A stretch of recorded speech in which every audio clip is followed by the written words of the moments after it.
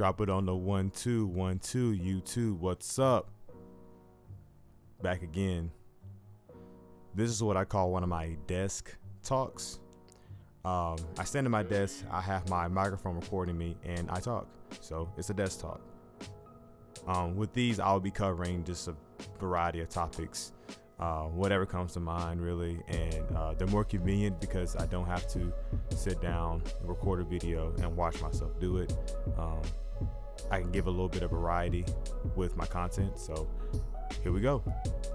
Today's topic is the bigger picture. Guys, focus on the bigger picture in life. These material things, these women, these short-term goals, they can just be shot in an instant, and you have to be prepared for these things. Where do you see yourself beyond the next year? Let's say the next 5 years, maybe the next 10. You have to see who you are within that time frame versus what you're going to be once you get paid the next 2 weeks. Usually when we get our paychecks, that's about the richest we'll be until, we decide to pay rent or spend money on clothes or go to the bar and buy drinks. For some people, once you get your paycheck from your 9-to-5 job, that's going to be the peak of your money. Now, to alleviate that issue, there's only one solution. Can anybody tell me? If you said saving it, you are correct. Save what you can. Compound that money. There's no reason to live check to check if you don't have to. There are some situations where that is just the case. I would suggest you find another route of revenue. I would suggest that you apply for another job, find a gig, go into something to get some more cash flow. Living check to check is where a lot of people's stressors are. They can't afford, I'd say $1 meal. A lot of them can't. A lot of them are like to the pennies until the next day of their direct deposit hitting. Now they're rich again. That's scary. Guys, don't put yourself in that position. I've been there. That is not fun. So, focusing on the bigger picture, I want to give a little story here. This is when I was talking to a girl. We were very brief while I was talking to her, and she was a nice woman. I don't want to speak bad about her, but she wanted more than I can give. And many times I've told her that if you want more, go get more, because you can't get it out of me right now. I'm working on myself. Well, she heard it, but she didn't hear it. She did not internalize it. It was a statement made from me and a sentence not meant to resonate with her. I don't know how to say it. It was just not, it did not sink in. So to get into the story, I'm focused in on working on some music and working on projects for work, and she suddenly gets the notion that, I should break him away from what he's doing, which has never worked. But at this point, I'm in Alabama, the heat's rolling in a little bit, and she's like, let's go to a rooftop bar. Let's go to a rooftop bar so I can spend my money and time around people that I don't really care about. By the way, introverted bachelor. I live by myself, and I'm pretty much to myself. minus the small group of friends that I have, I'm not a very vigorous character. I have my quirks. I'm not perfect, but at the end of the day, that's just who I am. I mean, I've accepted it.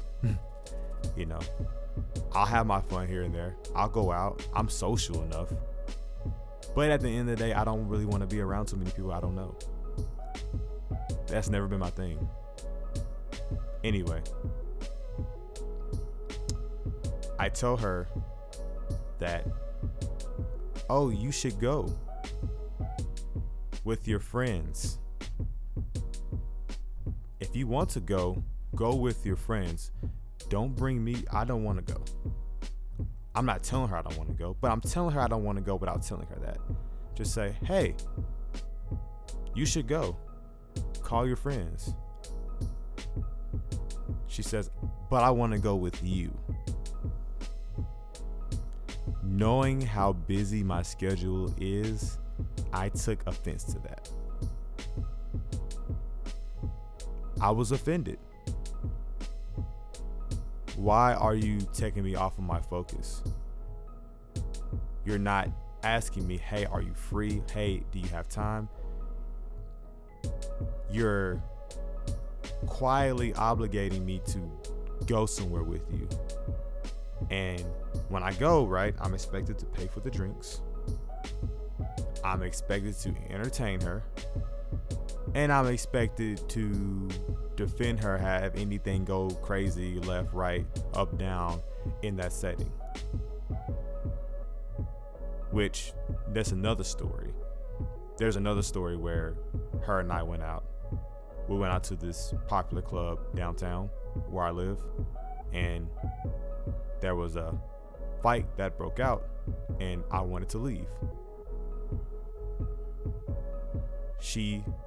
We both paid money to get in. She ordered tickets for herself online. I ordered tickets for myself online. This was a little bit earlier into our dating, so we really weren't, she really wasn't in my pockets, as I would say, as much. But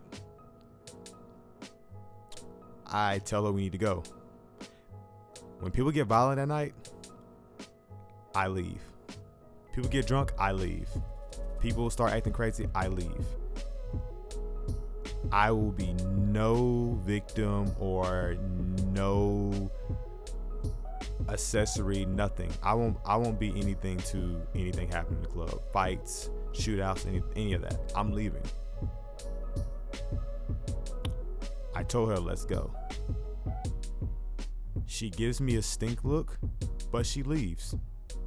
We get in the car, and she tells me I'm overreacting. That was strike one. I assert that I will not be around anyone acting unruly in public. I don't care who it is. I will separate myself. Because my well-being and the people who are with me, their well-being matters. It's not going to be roses and daisies because you want to have fun. If that's the way you want to operate, you should operate with yourself, not with me, or with somebody who's willing to risk it. I'm not willing to risk it. I have too much to lose. Anyway, to the rooftop bar. I proceed to tell her to go with her friends. She wants to go with me. I tell her, sorry. No, I didn't tell her sorry. I didn't feel apologetic that day, so I did not say sorry.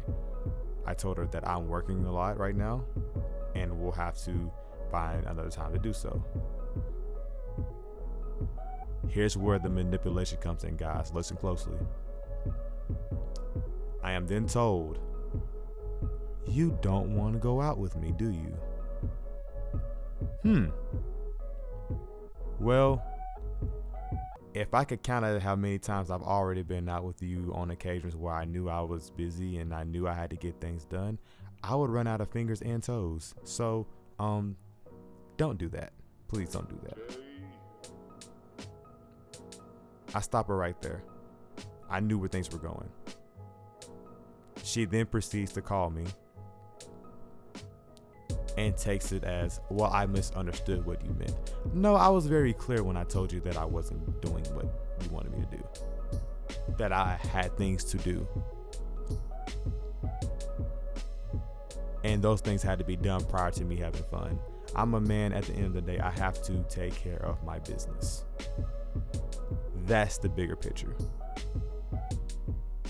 Fun is not going anywhere.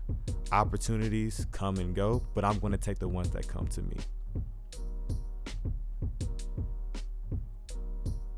Guys, focus on the bigger picture. There's money to be made. There's connections to be made. There's hobbies that you may have that you can monetize. Go for it. Don't get distracted, man. It's always a distraction. So, in conclusion, with the girl I was dealing with, a week later, I was done. I didn't want to anymore. That told me everything I needed to know. And I'm not that harsh. She really came in my life at a really pivotal time. So I would say that, I could have done things differently too, as the way I carried it. But at the end of the day, whether she's here or she's gone, I'm still happy. Guys, focus on the bigger picture. This concludes my message today. I hope everyone has a happy 4th of July.